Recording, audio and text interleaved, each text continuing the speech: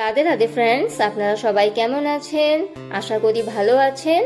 Green smiley নিয়ে এসেছে আজকে নিরামিষ রেসিপি, ফুলকপি পানালুর নিরামিষ রেসিপি। আজকে আমি ফুলকপি আর পানালু রান্না করে দেখাবো। দেখেন আমি কড়াইতে তেল দিয়েছি, রিফাইন্ড অয়েল। আপনারা চাইলে মাস্টার্ড অয়েল দিতে পারেন। আর আমি কড়াইতে এখন গোটা তেজপাতা আর আমি এখন 5 ফোড়ন দিয়ে দেবো।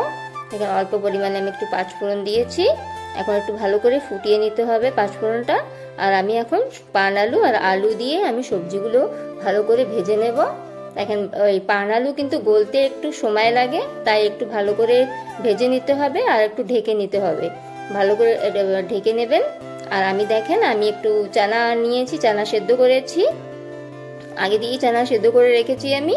আর আমি একটু পরিমাণে আমি নুন দিয়ে দেবো, পরিমাণ অনুযায়ী আপনারা নুন দেবেন। আর ভালো করে ভেজে নেবেন। ভালো করে ভেজে নিয়ে আর এখন আমি ফুলকপিটা আমি পরে দিয়েছি, গলে যাবে তাই। আর আমি ফুলকপি আমি সেদ্ধ করে রেখেছিলাম। আর আমি আদা গ্রেট করে নিয়েছি স্লাইসার দিয়ে। আদাটা গ্রেট করে দিলে আপনার ফ্লেভারটা অনেক সুন্দর আসবে। আর এখন আমি টমেটোও নিয়েছি, টমেটোটা পরে দেব। দেখেন একটু ভালো করে ভেজে নিতে হবে।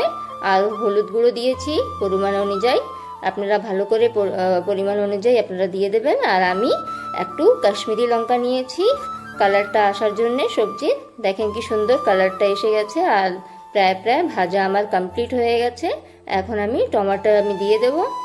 কত সুন্দর হয়েছে দেখতে কালারটা দেখেন। আর আমি 2টো কাঁচা লঙ্কা দিয়েছি, বড়ই লঙ্কা। আপনারা ঝাল অনুযায়ী দিয়ে খেতে পারেন, আমি একটু কম ঝাল দিয়েছি। দেখেন কি সুন্দর ভাজা হয়ে গেছে আমার।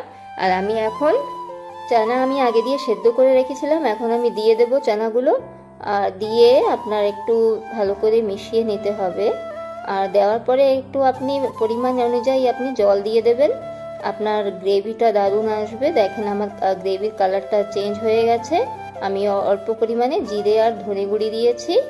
আর অল্প পরিমাণে আমি এখন একটু গরম মশলাও দিয়ে দেব। দেখেন কি সুন্দর হয়েছে কালারটা, দারুণ হয়েছে কালারটা। আমি একটু দুধ দিয়েছি, গরুর দুধ। আপনাদের ঘরে গরুর দুধ থাকলে আপনারা গরুর দুধ দিতে পারেন। দেখবেন আপনার একদম সুন্দর পনির ফ্লেভার আসবে। আর আমি এখন অল্প পরিমাণে আমি একটু দুধের শর্টটাও দেব।